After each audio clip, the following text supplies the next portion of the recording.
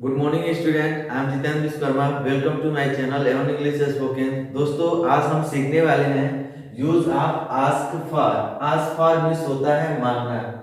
दोस्तों, इसमें हम एक ऑलरेडी वीडियो बना चुके हैं। अगर आप उस वीडियो को नहीं देखे हैं तो डिस्क्रिप्शन बॉक्स में उसका लिंक है, आप वहां से उस वीडियो को देख सकते हैं। लेकिन उसमें हम ये नहीं बताए थे कि आस्क फॉर का प्रयोग टेंस में कैसे करते हैं। तो आज हम लोग सीखने वाले हैं कि आस्क फॉर का प्रयोग हम टेंस में कैसे करेंगे। आइए देखते हैं। इसके लिए स्ट्रक्चर होता है, सबसे पहले सब्जेक्ट लगाते हैं। सब्जेक्ट क्या होता है?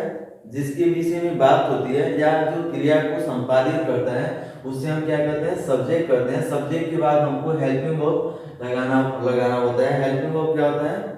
जो मुख्य क्रिया से पहले आए और मुख्य क्रिया में सहायता प्रदान करे, उसको हम क्या करते हैं? हेल्पिंग वर्ब करते हैं। उसके बाद हम आस्क लगाते हैं। आस्क के बाद ऑब्जेक्ट लगाएंगे। ऑब्जेक्ट मींस मतलब जिससे भी कुछ मांगना होगा उसको हम ऑब्जेक्ट के रूप में रखेंगे। ठीक है। उसके बाद हम फॉर लगाएंगे। उसके बाद अदर वर्ड। जैसे यहाँ पे एग्जांपल है, आप मुझसे पैसा मांगते हैं। आप मुझसे पैसा मांगते हैं तो क्या होगा? You ask me for money. देखिए, लेकिन टेंस के अनुसार हम चेंजिंग करते रहेंगे। टेंस के अनुसार हम इन दोनों में चेंजिंग करते रहेंगे। Change according to tense. जैसे अगर कोई भी टेंस हो, जिस टेंस में हम प्रयोग करेंगे उसका हेल्पिंग वर्ब यहाँ पे लगाएंगे। और यहाँ पे है आस्क। आस्क तो मेन वर्ब है तो ये तो हमेशा रहेगा, लेकिन टेंस के अनुसार इसका फॉर्म भी हम चेंज करते रहते हैं। जैसे इसका फॉर्म क्या होता है? ये आपका है फर्स्ट फॉर्म आस्क। उसके बाद सेकेंड फॉर्म आपका क्या होता है? आस्क जो होता है। थर्ड फॉर्म भी आपका आस्क जो होता है। और फोर्थ फॉर्म क्या होता है? आस्किंग होता है। और फिफ्थ फॉर्म आस्क, इसमें यस लग जाता है। ठीक है। तो ये आपका आस्क का फॉर्म है। ठीक है।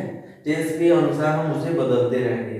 जैसे यहाँ पे आप मुझसे पैसा मांगते हैं तो ये कौन सा टेंस है? Present indefinite. तो क्या होगा? You ask me for money. आप मुझसे पैसा मांगते हैं। You ask me for money. आप मुझसे पैसा नहीं मांगते हैं। You don't ask me for money. क्या आप मुझसे पैसा मांगते हैं? Do you ask me for money. क्या आप मुझसे पैसा नहीं मांगते हैं? Do you not ask me for money. आप मुझसे पैसा क्यों मांगते हैं? Why do you ask me for money. ठीक है। जैसे यहाँ पे एक सिमिलर सब्जेक्ट है, ये भी प्रेजेंट में ही है, तो इसको हम कैसे बनाएंगे?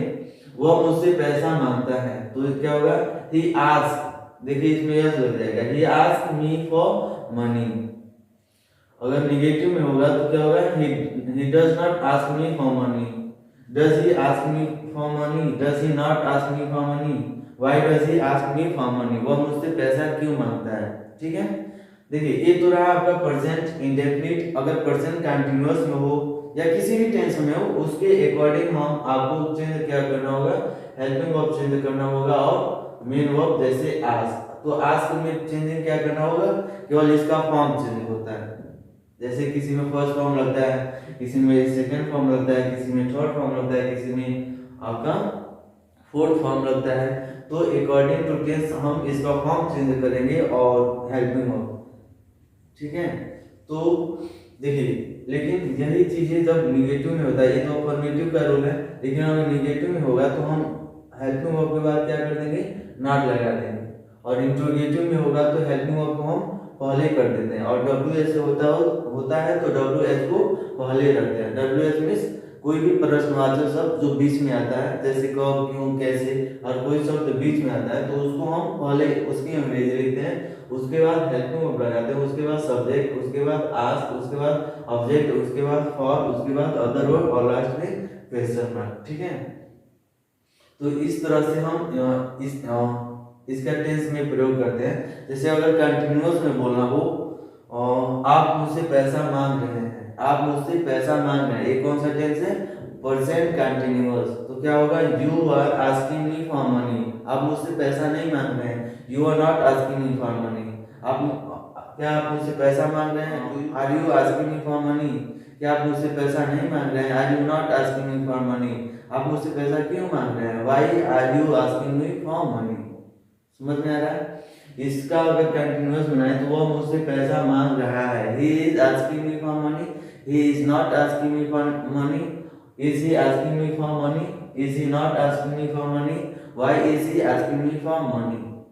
परफेक्ट में बनाना हो तो परफेक्ट में, प्रेजेंट परफेक्ट में क्या होता है, हैज और हैव आ जाता है और वो का थर्ड फॉर्म आ जाता है।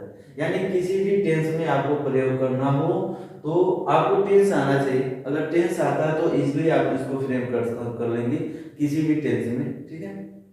जैसे आप मुझसे पैसा मांगेंगे और फ्यूचर हो गया, you will ask me for money, you will not ask me for money, will you ask me for money, will you not ask me for money, why will you ask me for money. आप मुझसे पैसा क्यों मांगेंगे।